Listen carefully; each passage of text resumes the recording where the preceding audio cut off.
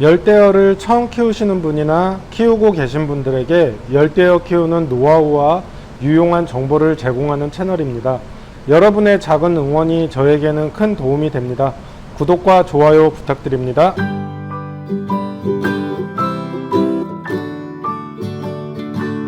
유튜브 시청자 여러분 안녕하세요. 열대어 박사 자스민입니다.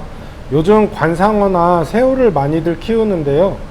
가정집에서 열대어를 키우게 되면 가습 효과도 있고 인테리어 효과와 아이들 정서에도 좋은 역할을 하기 때문에 어항을 세팅하시는 분들이 많이 늘어나는 것 같은데요.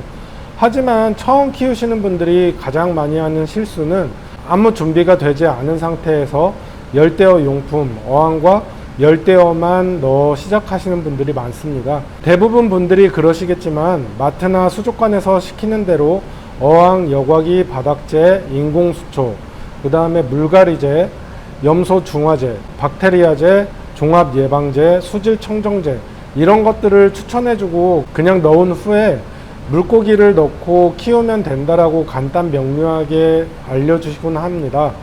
이게 틀린 설명은 아니지만 몇 가지를 더 추가적으로 알고 있어야 열대어가 죽지 않는답니다. 세팅 전 용품인 어항의 크기와 물갈이제에 대해 간단히 짚고 넘어가도록 할게요.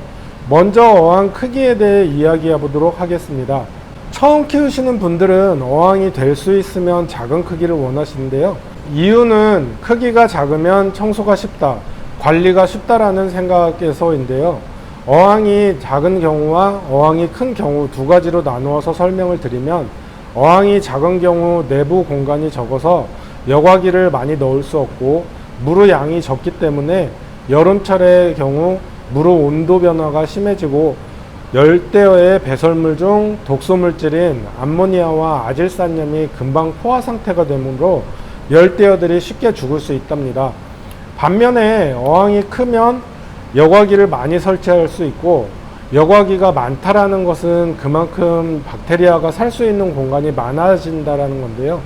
열대어의 배설물 중 독소인 암모니아와 아질산염의 분해가 많이 이루어지기 때문에 그만큼 안정적이라고 볼 수 있답니다.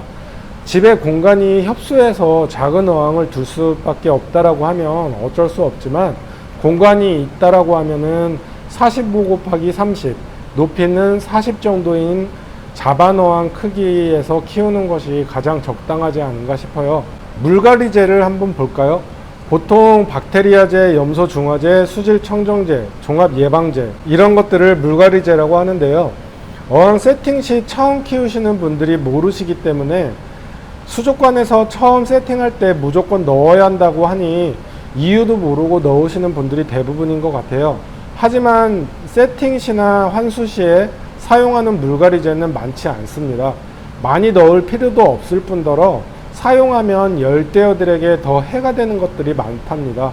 그렇다고 필요가 없는 용품들은 아니지만 사용할 시기에 맞게 사용하면 열대어를 키우는데 많은 도움이 된답니다. 먼저 어항 세팅 시에 가장 중요한 약품은 박테리아제인데요.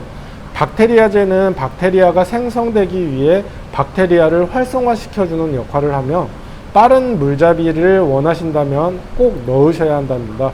박테리아제의 종류는 굉장히 많은데요. 보통 네오-A, 네오-V, KS50을 많이 사용하지만 박테리아제는 활성화시켜주는 것은 모두 비슷하기 때문에 시중에 판매되는 박테리아제 중 어떤 것을 사용하셔도 무방하답니다.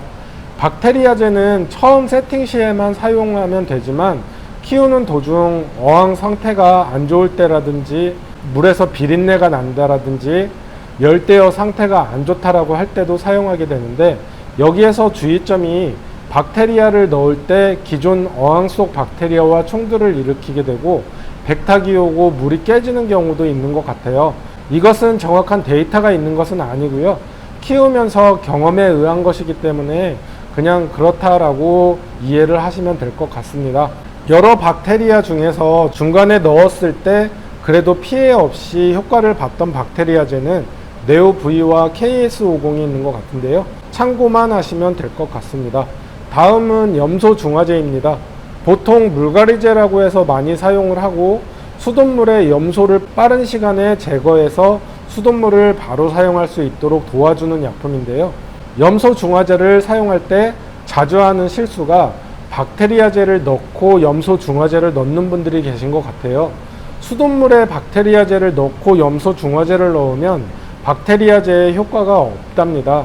순서는 무조건 수돗물에 염소 중화제를 넣은 후에 20분 정도가 지나서 박테리아제를 넣으셔야 되고요. 염소 중화제는 수돗물을 하루 받아놓게 되면은 넣지 않으셔도 되는 용품이에요. 박테리아제도 환수 때마다 넣지 않아도 되는 약품이랍니다. 염소 중화제는 수돗물을 급하게 사용할 때 쓰는 약품이라고 알고 계시면 될 것 같고요. 박테리아제는 어항 상태가 좋지 않거나 처음 세팅 시 넣는 약품이라고 생각하시면 될 것 같습니다. 종합예방제는 물갈이제도 아니고 질병을 예방하는 약품이 아닌 치료제랍니다. 예방을 하기 위해 종합예방제를 주기적으로 넣는 것은 좋지 않기 때문에 환수 시나 세팅 시 넣지 않는 것이 좋고, 질병이 왔을 때 격리통에 격리해서 사용하시면 효과를 볼 수 있답니다. 수질 청정제와 워터클리너는 수질을 맑게 만들어주는 것은 맞지만 물잡이가 잘 되어 있고 여과력이 좋다라고 한다면 굳이 쓰지 않아도 되는 용품 중에 하나입니다. 처음 어항을 키울 때 어항에 물을 넣고 여과기를 설치 후 약품까지 다 넣으면 열대어를 키울 모든 준비가 끝나게 되는데요. 어항 세팅은 끝이 났으니 이제 열대어를 넣으면 되겠죠. 여기서부터 많은 분들이 가장 많이 하는 실수이기도 하고 하지 말아야 할 행동이기도 하는 것이 있습니다. 이것은 세팅 후에 어항에 많은 열대어를 넣는 것인데요. 처음에 세팅을 하면 여과기에 박테리아가 없는 상태이기 때문에 열대어를 많이 넣을 경우 처음에는 괜찮겠지만 3에서 4일이 지나게 되면 열대어들이 수면 위쪽이나 바닥 쪽에 멈춰 있는 녀석들이 보이게 되고, 이 상태가 지속되면 2일이나 3일 후부터 한 마리씩 열대어가 죽어나가게 된답니다. 이것은 어항에 박테리아가 생성되기 전에 열대어를 많이 넣었을 경우 열대어 배설물 중 독소물질이 누적이 된 경우에 발생하는데요. 이런 상황이 발생되지 않게 하려고 하면 열대어를 처음에는 2마리에서 3마리 정도만 넣고 일주일 정도를 키운 후에 여과기의 여과력에 맞게 점차적으로 열대어를 추가하게 되면 안정적으로 어항을 세팅할 수 있답니다. 만약 열대어를 많이 넣어서 열대어들이 멈춰 있는 상태가 되었다라고 한다면 먼저 어항의 물을 20% 정도 환수를 해주시고 박테리아제를 주기적으로 3일에 한 번 정도 투여를 해주는 것이 좋습니다. 어쩔 수 없는 상황이기 때문에 환수로 박테리아가 생성될 시기까지 조치를 취하셔야 하므로 환수를 3일에 한 번꼴로 해주시는 것이 좋습니다. 오늘은 열대어를 처음 키우시는 분들이 조금 알기 쉽도록 물잡이의 어려운 부분을 풀어서 방법만 설명을 드렸습니다. 많은 도움 되셨으면 좋겠습니다.